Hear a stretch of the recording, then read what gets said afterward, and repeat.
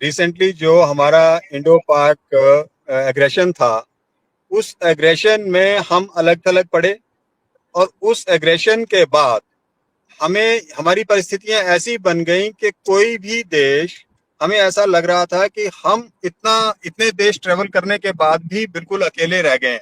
बिस्मिल्लाहिर्रहमानिर्रहीम, अस्सलाम वालेकुम नाज़रीन, आप देख रहे हैं ग्लोबल अफेयर और मैं हूं मोहसिन राना। नाज़रीन, कभी भारत का जो है भारतीय सरकार की तरफ से ये ऐलान किया जाता है कि पाकिस्तान के साथ होने वाली हालिया कशीदगी में ये भारत जंग जीता है।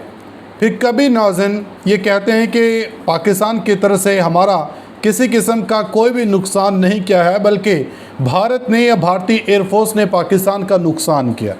फिर अचानक से नाज़रीन भारत के जो चीफ ऑफ डिफेंस स्टाफ हैं ये उठते हैं और उठ के गैर मुल्की जो इंटरनेशनल मीडिया है इनको इंटरव्यू देते हैं और अपने इस इंटरव्यू में ये सब कुछ इतराफ़ कर लेते हैं, सब कुछ तस्लीम कर लेते हैं, बाकायदा बल्कि ऐलान करते हैं कि इस जंग में जीत पाकिस्तान की हुई है, क्योंकि पाकिस्तान ने हमारे जहाज़ तबाह किए हैं।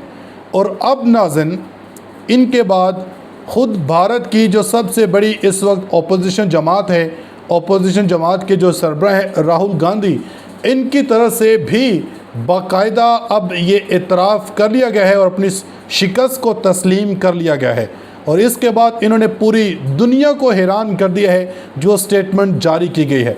राहुल गांधी की तरफ से मोदी को लेके, भारतीय सरकार को लेके क्या स्टेटमेंट जारी की गई, क्या बयान जारी किया गया, जिसके बाद अब पूरी दुनिया में हलचल मच गई है। और इसके बाद नाज़रीन अब चीन की तरफ से पाकिस्तान को एक और ख़तरनाक तोहफ़ा दिया जा रहा है। ये तोहफ़ा किस किस्म का है? जिस ब्रह्मोस मिज़ाइल के ऊपर भारतीय सरकार को, भारतीय फ़ौज को बड़ा नाज है, क्या ये जो तोहफ़ा अब चीन की तरफ से पाकिस्तान को दिया गया है या दिया जा रहा है, ये भारतीय ब्रह्मोस मिज़ाइल का मुकाबला कर सकेगा? इस हवाले से क्या अपडेट है आपके साथ इसी वीडियो में शेयर करूंगा। आपसे गुजारिश है वीडियो को एंड तक लाजमी देखिएगा।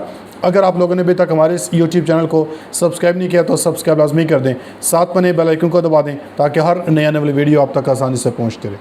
नाज़रीन, वीडियो का आगाज़ करने से पहले आप ज़रा ये रिपोर्ट देखें जिसमें राहुल गांधी ने नाज़रीन मोदी का जो सारा झूठा प्रोपोगंडा है इसको एक्सपोज कर दिया है और पूरी दुनिया के सामने जो एक्चुअली हक़ाइक़ हैं वो रख दिए हैं और बता दिया है कि कैसे पाकिस्तान ने भारत की तबाही फेरी है और इसके बाद भारत ये जो है सरेंडर करने पर मजबूर हुआ और भारत ने घुटने टेके हैं पाकिस्तान के सामने। आप ज़रा ये रिपोर्ट देखें।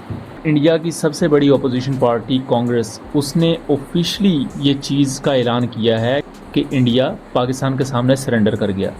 ये पहली दफ़ा ऐसा एडमिशन है इंडिया की तरफ से जिसमें वो खुद मान रहे हैं कि पाकिस्तान ने हमें हराया है। तो हम सब जानते हैं कि इंडिया और पाकिस्तान के दरमियान जो एक स्कर्मिश हुई, स्टैंड ऑफ हुआ, उसे पूरी दुनिया ने ऑब्ज़र्व किया और बहुत से लोगों की ख्वाहिश भी थी कि सैटेलाइट इमेजरी नहीं आ रही, ये वो, तो आज उनकी वो ख्वाहिश भी पूरी हो जाएगी। बहरहाल दोस्तों, कांग्रेस ने 1 घंटा पहले, जब मैं ये वीडियो रिकॉर्ड कर रहा हूँ उससे 1 घंटा या 1.5 घंटा पहले एक ट्वीट किया है। उस ट्वीट को आप यहाँ देखें तो लिखा हुआ है कि नाम नरेंद्र, काम सरेंडर। और इससे पहले भी कुछ दिन पहले सेम कांग्रेस ने, जो इंडियन कांग्रेस है, उसने ट्वीट किया था कि अमेरिका ने प्रेशराइज़ किया इंडिया को कि सरेंडर कर जाओ पाकिस्तान के सामने, और इंडिया कर गया। और ये चीज़ सिर्फ ट्वीट्स की हद तक नहीं है, ये उनके ऑफिशियल पेजेस की ट्वीट है। उसके बाद इंडियन कांग्रेस के जो लीडर हैं राहुल गांधी, वो एक जगह स्पीच दे रहे होते हैं जिसमें वो दोबारा इस चीज़ को क्लेम करते हैं। उनकी वो स्पीच भी आप एक दफ़ा खुद सुने।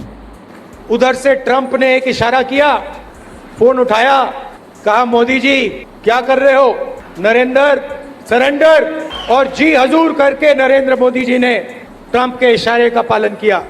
अब ये चीज़ वाजे हो चुकी है कि दुनिया से छुपी हुई चीज़ तो है नहीं कि पाकिस्तान ने इंडिया के 6 एयरक्राफ्ट शॉट डाउन किए, इंडिया का जो क्राउन ज्यूल राफेल था वो तबाह कर दिया, फिर एयर बेसिस पर S-400 तक तबाह कर दिए, इंडिया की मल्टीपल एयर बेसिस को निशाना बनाया गया, उनकी सैटेलाइट इमेजरीज तक भी DGISPR ने अपनी प्रेस कॉन्फ्रेंस में दिखाई हैं और बाकियों के विजुअल्स तक भी दिखाए हुए हैं।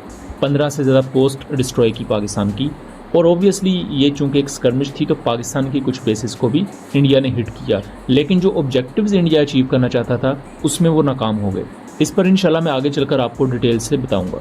या मैं आपको वन लाइनर बता देता हूँ कि इंडिया का ये ऑब्जेक्टिव था कि पाकिस्तानी एयरफोर्स को पैरालाइज कर दिया जाए, लेकिन हुआ कुछ यूँ कि जब उन्होंने हर बेस पर 10-10 मिसाइल्स मारे, उनमें से 9 मिसाइल्स को पाकिस्तान ने रोक लिया और जो पाकिस्तान के तकरीबन 6 बेसेस हैं, 2 एयरपोर्ट्स और 4 बेसेस जिन पर एक-एक मिसाइल आके लगाए।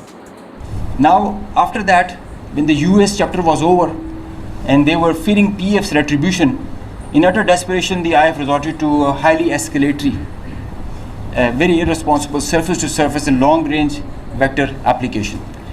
You can see this is Suratgarh and this is our base Rafiki. This is our eastern border, and you can see the BrahMos, high-speed BrahMos traveling almost at 3,000 kilometers per hour, who are going over there and coming, numerous, one after another.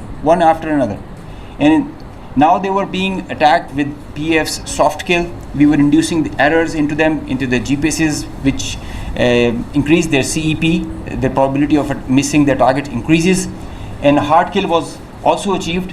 Here you see one of the US has gone, if by the end of the slide you will see one of the US has overshot the target and gone ahead. This is the radar picture. You can see that they are going, this target will, this BrahMos will miss the target and will go ahead and fall in some no man's land. And they are being, one after another, they are coming back, crossing the borders. They are being picked, they are being picked as soon as they are being launched.